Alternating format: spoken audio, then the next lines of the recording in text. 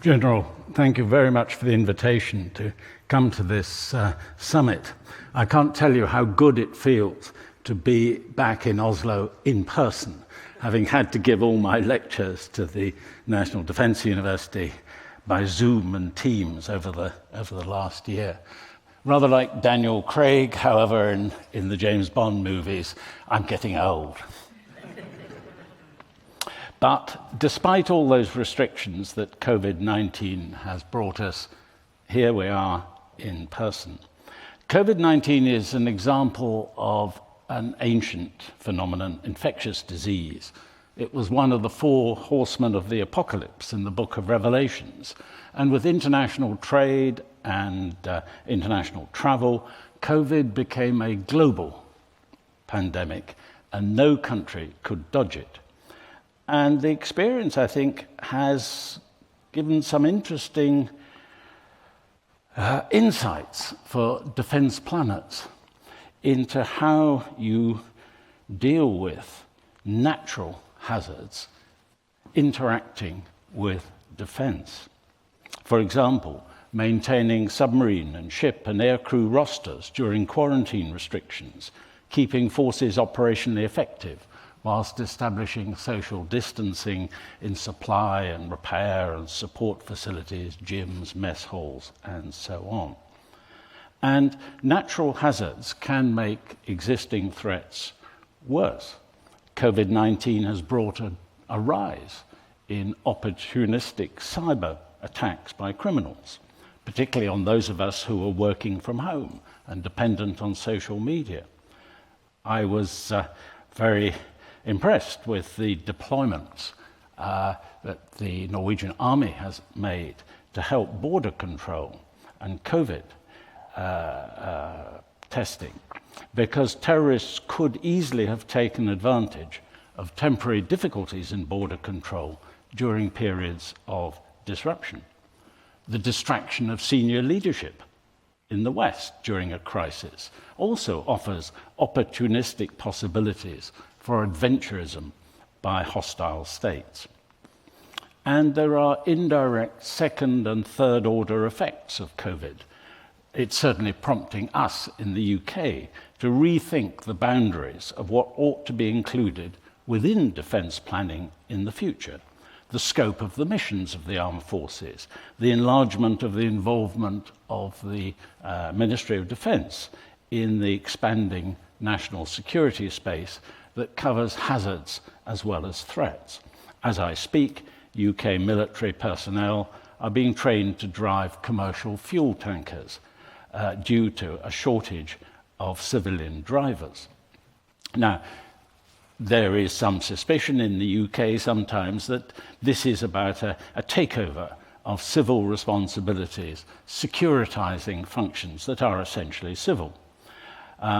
But in Norway, you already know with your total defense concept that managing civil risks needs army support and the army needs civil support. You understand that here. But in the UK, we've got a bit of catching up to do about how best to organize our national resources for an all-of-nation response. So working with local, regional, national officials, health and social care professionals, and so on, to take in our long-term forecasts the natural hazard side as well as the malign threat side into account. And climate change is going to create more difficulties in that respect. COVID also reminds us of the value of early intervention when a natural disaster strikes, and to think in advance of contingency planning, stockpiles, a little bit more investment in system resilience. We've been surprised, perhaps, to find difficulties with some of the supply chains. They run deep and increasingly overseas. We have dependence on globalized supply chains, even in some low-tech areas. And at least some of the fragility of defense supply chains comes, I have to admit, as a former official of the British Ministry of Defence, from the relentless search by defence departments for greater efficiencies in supply and repair and support network, trying to free up defence resources for other priorities, as well perhaps as defence contractors seeking to keep up their profit rates. But low-cost sourcing overseas may be superficially attractive, but it can be a source of fragility. Another related problem is just-in-time logistic engineering. We've now got greater availability of data because we can instrument platforms and systems, armored vehicles, ships, and so on. We can build digital twins to work out when is the best time to replace components. You couple that with cheap computing and global communications, and you can engineer exquisite, precise, just-in-time logistics systems that we simply couldn't have had 10 years ago. But, and it's a big but, if that's at the expense of resilience to unforeseen impacts on the system, it will prove a false economy when the unexpected happens, as indeed it has done with COVID. And we're going to have to keep a very careful watch on our adversaries, looking for ways to capitalize on any misfortunes that may befall us. We may consider that hitting a man when he's down or distracted is unsporting, but that's what adversaries do. In my latest book, which the General mentioned, called How Spies Think, I created an acronym, SEES, S-E-E-S, to remind us of our duty to try and see ahead. The first S stands for situational awareness, then explanation, estimation, and strategic notice. Not to predict the future. There are no crystal balls. Don't believe anyone who says that they know precisely what the future will bring. But to build situational awareness about what is going on, for example, in cyberspace, to be able to explain why we're seeing that evidence, and then you use that explanation to estimate the likelihood of events turning out in different ways. So you're building forwards from the recent past into the near future, and that's really, really useful for planners, not just to identify the most likely course of events.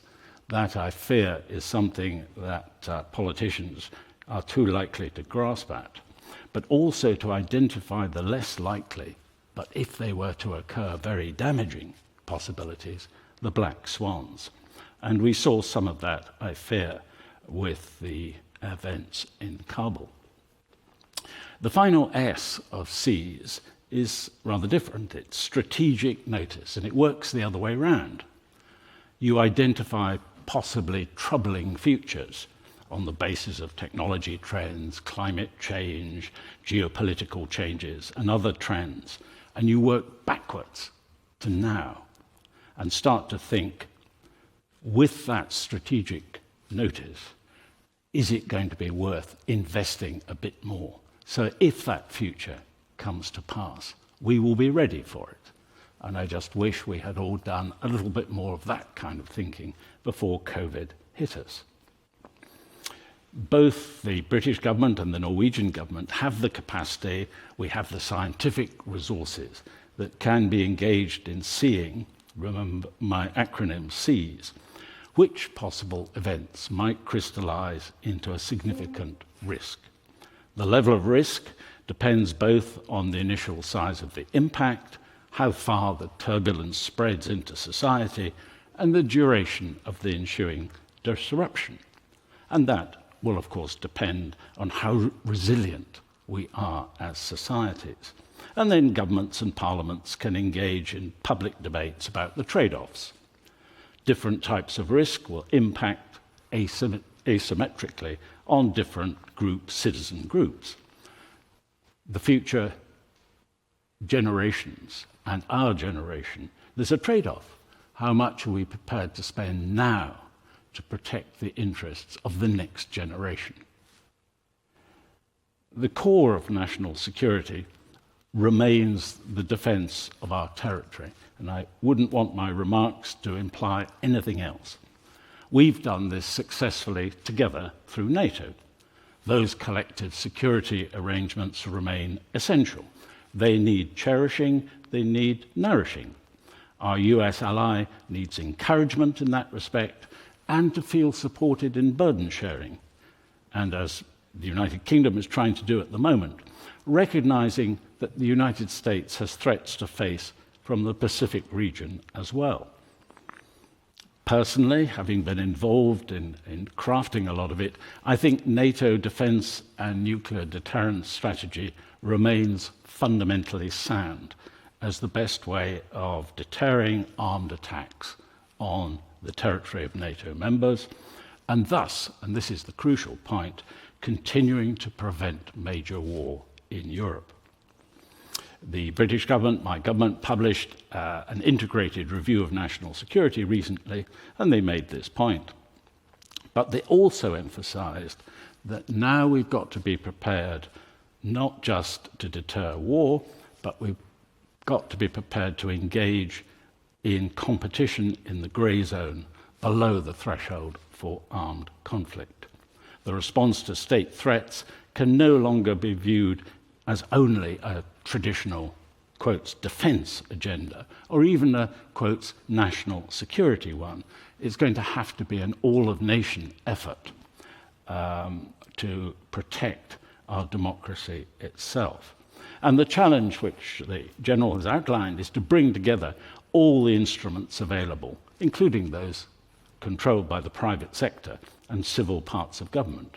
So you can interpret this as the United Kingdom trying to catch up with Norway and the concept of total defense.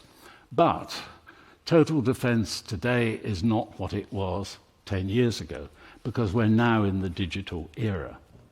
And we're now in the era of cyber power, which poses new challenges for us. What would it mean, I ask myself the question, what would it mean, therefore, for nations like the United Kingdom and Norway to be in the happy position of enjoying a state of national security in this digital future? My answer is, when there's trust on the part of the public that the risks from major threats and hazards facing the nation, including digital threats, are being sufficiently mitigated so that normal life can continue freely and with confidence. Freely meaning that we can achieve that aim of normality without extreme restrictions undermining the values and freedoms and rights we enjoy as democratic nations, or taking repressive measures outside the rule of law. With confidence, meaning that the key indicators of normal life are all positive, despite the risks. So high levels of economic activity, including digitally, research, innovation, stable markets, and so on, and a willingness of the public to exercise their democratic rights. But in relation to the COVID-19 pandemic, we have learned what it is to be in a state of national insecurity. Confidence in government to take optimum decisions in a timely manner has been badly shaken in countries on both sides of the Atlantic. And we've got determined adversaries who are using cyberspace today to harm us and our democracy. So here's another acronym, which I've coined, CESPIT: crime, espionage, sabotage, and subversion, perverting internet technology. And we've got to do more to clean it out. Now, one of those areas where new challenge, where an integrated response is needed, is to counter hostile information operations directed against us and other NATO members. We are vulnerable to digital manipulation by Russia and indeed by other foreign states, spreading lies, for example, about the coronavirus, supporting anti-vaxxer conspiracy theories, suggesting that coronavirus originated in a US military biolab. This kind of disinformation has hit us on the back of a rising tide of social media, misinformation, half-truths, and information manipulation. We've experienced Russian attempts to hack into UK and US medical research labs to try and steal information about the vaccines that have been developed and that are so important for our return to normality after COVID. So we've got to do more to defend the working of our democratic institutions themselves. We need to defend our independence of action. We need to defend our ability, our freedom to think. In other words, we need these days to defend the minds of our peoples and protect our freedom to think and act for ourselves. One way of thinking about countering subversion is to pick up this theme of traditional counterintelligence, which many of you will remember from Cold War days, but in a modern digital setting. In the Cold War, 80% of the effort to keep our secret you got from security hygiene, vetting staff, classifying documents, locking them away at night, bars on the windows, and so on. But to defeat the advanced Cold War threat actor, like the KGB or the GRU, you had to enter the intelligence space. So you had covert surveillance of Soviet embassies and their diplomats. We attacked their communications, such as the Venona decrypts, and we recruited double agents and defectors inside the Soviet and Warsaw Pact agencies to identify the moles inside our services. We need the equivalent cybersecurity hygiene today: passwords, patches, encryption, network monitoring, and personnel vetting. To defend against the more advanced persistent threats such as Russia, however, we also have to enter the intelligence space. We need inside information on those who are attacking our networks, and we need to know how to make their task harder. Just think about the Russian capacity to interfere in a future crisis through cyber disruption, distracting our political leaders and affecting our ability to mobilize. So, let me just pick one example to conclude with, which is how we might go about framing the defense of our democracy itself, consistent with encouraging peaceful exploitation of the cyber domain. I'm a great believer that if you write a strategy, you've got to be able to put it on the front of a T-shirt. So here I offer you 4 Ds, 4 levels of activity, each conveniently described by a word beginning with D. The first requirement is detect, because it may not be evident to us at the time when our systems are being penetrated.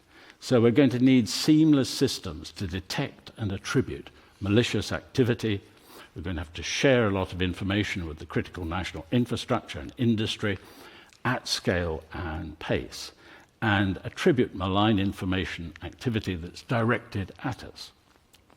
And we've all read about the sock puppets and the bots and the malicious web presence.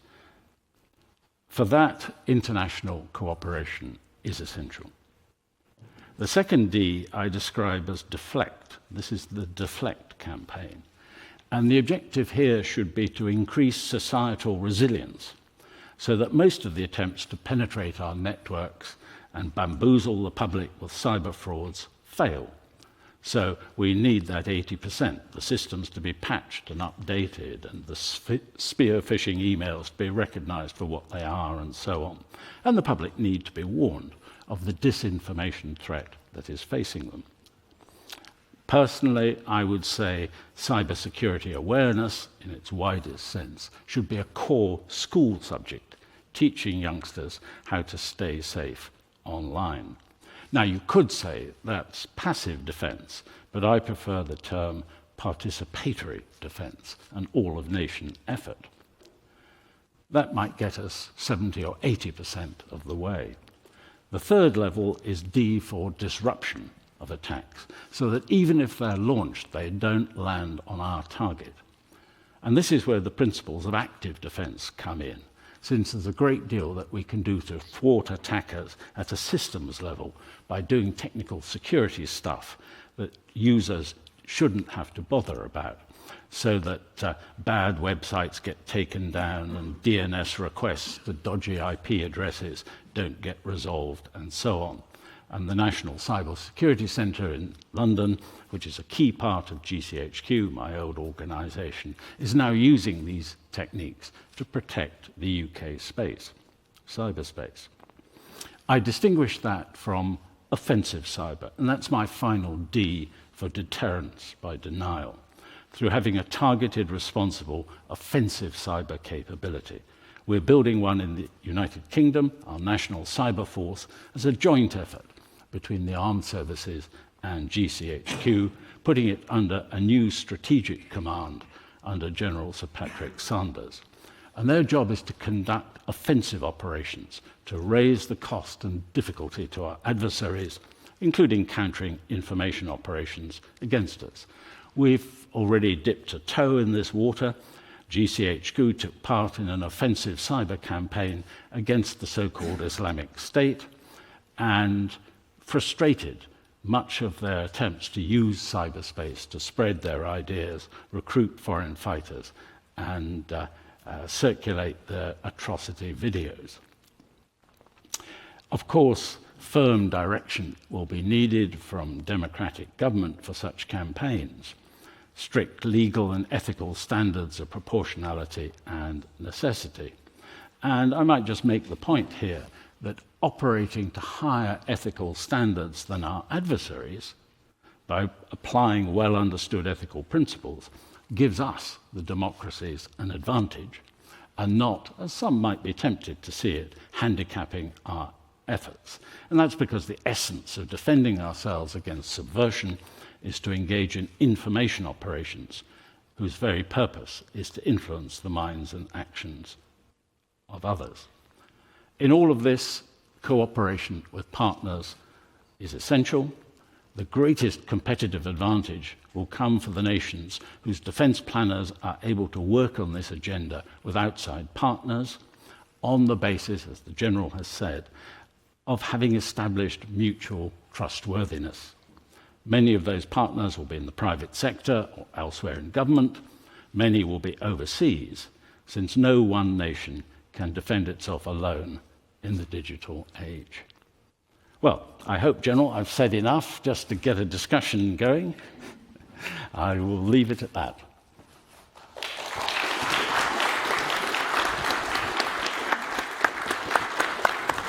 Thank you, Sir David, and welcome on stage for a round of Q&As. You can still send us your questions if you log on to slido.com and use the code hashtag AS21. I have a list as long as my arm with questions, but I think we can take a few more. I would like to start with the fuel crisis in the UK, Sir David. It's a fuel, food, and truck driver crisis. And one could say this is also about the pandemic. But I would like to ask you, do you think that Brexit has been harmful to UK's ability to total defence? In the long run, I think you can argue it shouldn't make any difference if we're actually determined to do what we need to do. In the short run, it has caused disruption. I think that there's no shortage of fuel. It's just a shortage of drivers who have the right certificates to deliver the fuel to filling stations. So the army has volunteered, inverted commas, to provide some drivers who are being specially trained. They have a contingency plan. They've had one for years and years. And that's just one of the ways. But it's not a crisis, but what it illustrates, though, is what I was saying about being able to look ahead and spot trouble early enough. Because the problem really is that when the first news that there might be a bit of a shortage came out, quite rationally, the British public took their motor cars and filled them up full. The average motor car, I don't know what the Oslo figure is, but in London, it's about a quarter of a tank. And you drive around with a quarter of a tank. Why waste money filling up a tank full if you don't have to. But if everyone in London fills up their tank, you empty the system overnight. And that's what happened. And then it takes you about a week or more to readjust. Now, if I have to say, the problem had been spotted a bit earlier, because it was well known as a problem, then public reassurance, the trustworthiness the General talked about, perhaps the public wouldn't have reacted in that way, and we would actually have avoided the problem altogether. So I think it does illustrate this, the need to try and get ahead of the game. I think there will be a lot of questions connected to this. We have to talk about also total defense in a Norwegian perspective, General. There is a question here. What is the role of the Nordic countries for providing added value to the Norwegian total defense concept? I think, from my perspective, I think there are lots to be gained by increasing the way we cooperate with our neighbors within the Nordic countries. And that will at least limit the risk in some aspects, for instance, in regards to logistics.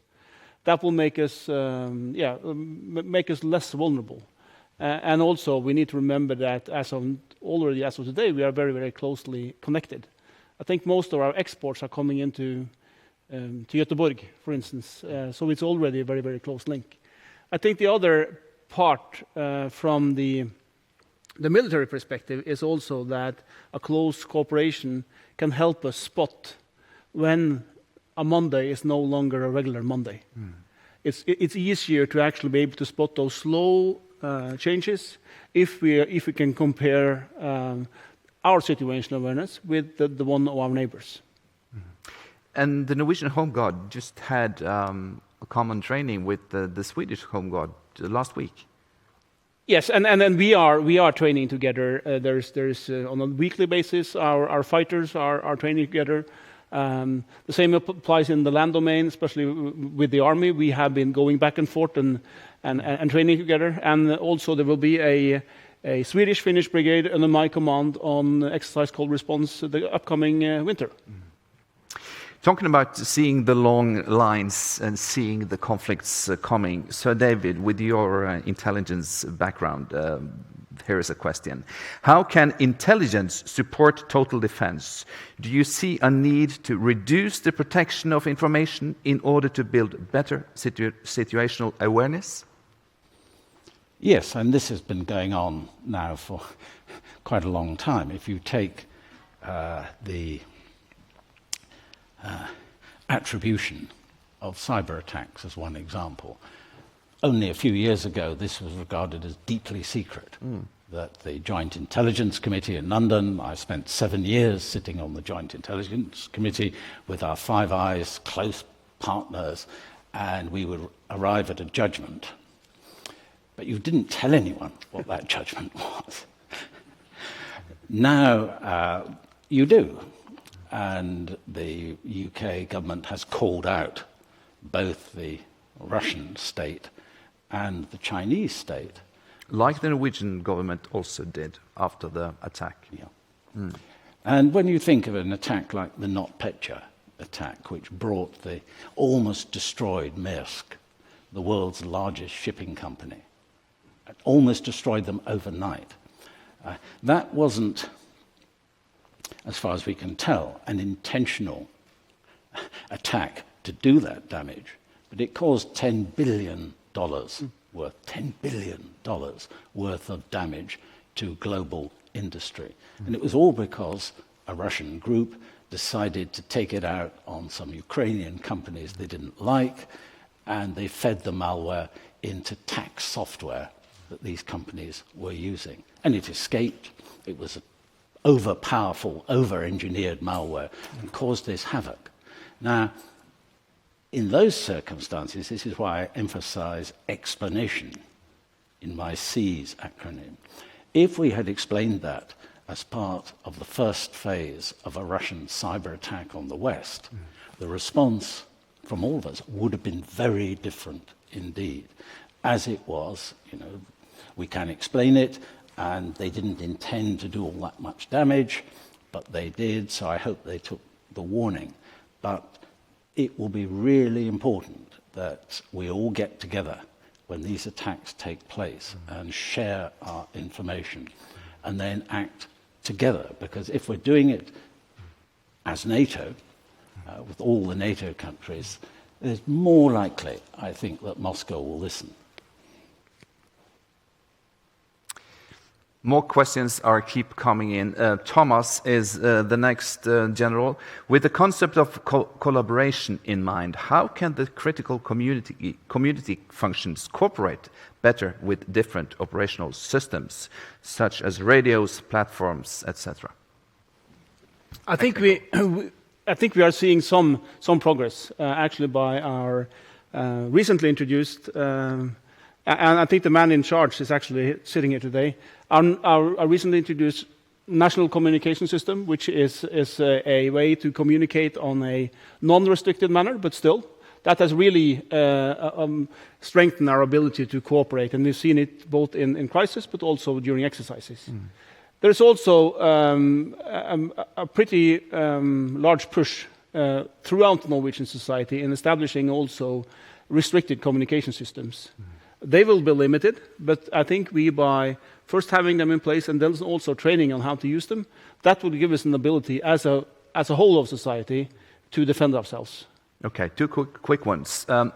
In your view, what are the greatest needs of the Norwegian army going into the next few years? I guess you have a long list. What's on top of it?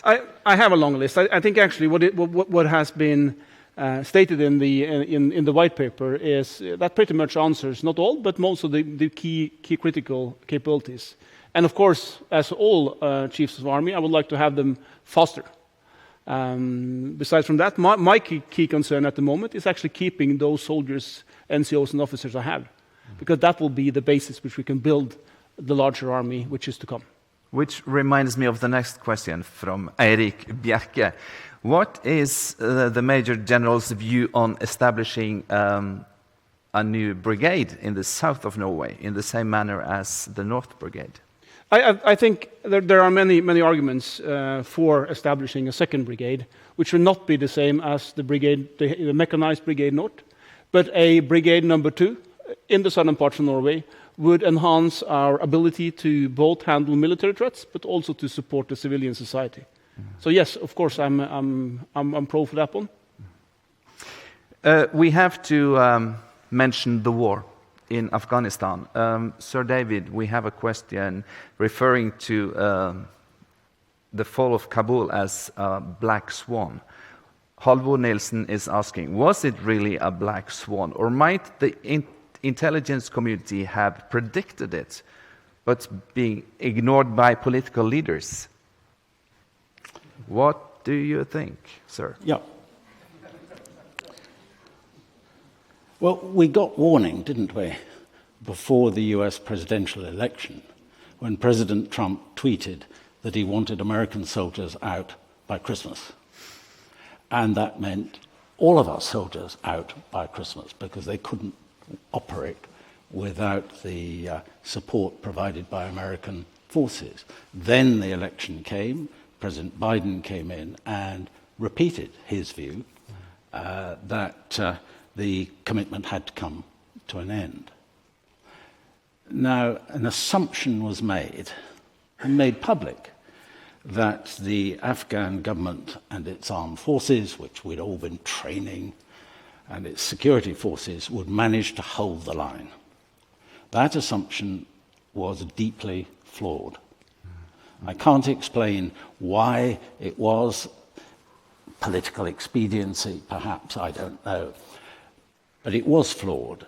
And the moment the Taliban had recognized that the commitment was going to end, they went round the provincial governors, they handed over the death letters saying, either fight us to the death or we will reach an accommodation with you.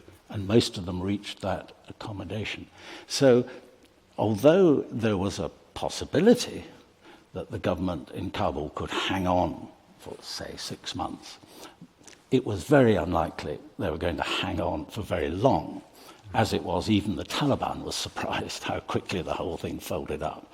So you can't put that down to an intelligence failure. But the failure really is on that boundary between intelligence and policy. General? Yeah. And of course, I was also surprised, I think, like always. But I think it's a strong reminder of what happens when the trust is gone. When the trust is gone, the will to fight will also go, and then it all collapsed. And I think that's a strong reminder for all of us, because we have, and lots of us are in uniform, we have seen the ability of the Afghan National Security Forces to fight when they actually believed and trusted their own government and their allied partners. Yeah. Okay, we're still in Afghanistan. Christopher is asking you, General, after closing the 20-year chapter in Afghanistan and decreasing INTOPs, how do you think this will affect the readiness and experience on the troops?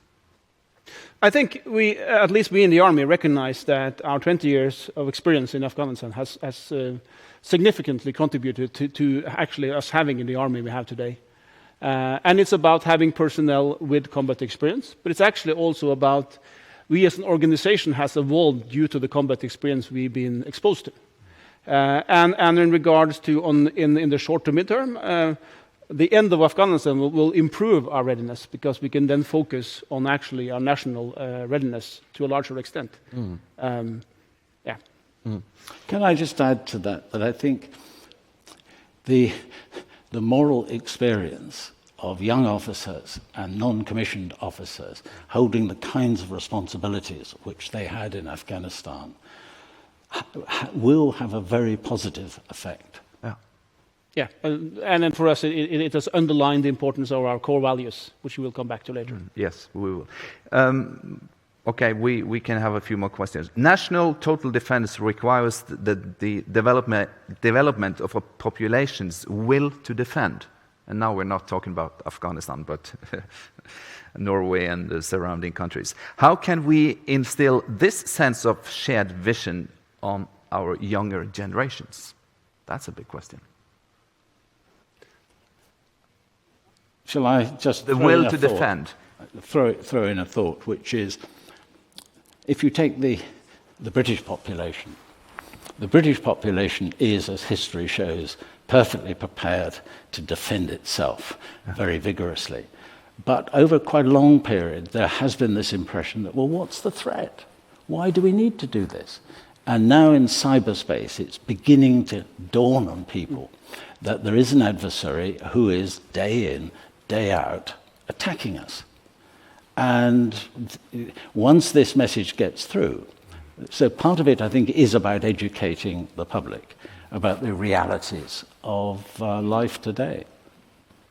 Yeah, first of all, I'm not concerned about the young generation. They are better than ever, from my perspective. And we get we have the luxury of having them serve in our ranks, and they are very, very professional and eager to serve their country. What I think is, I think you're right, Sir David. I think we need to discuss the different threats that we are facing without making them unrealistic or too large. But I think we need to have those discussions, and hopefully this is one of the events that will help us actually bringing this out. Because if you bring them out, I'm pretty sure our young folks will pick up on them and do their best. Yes.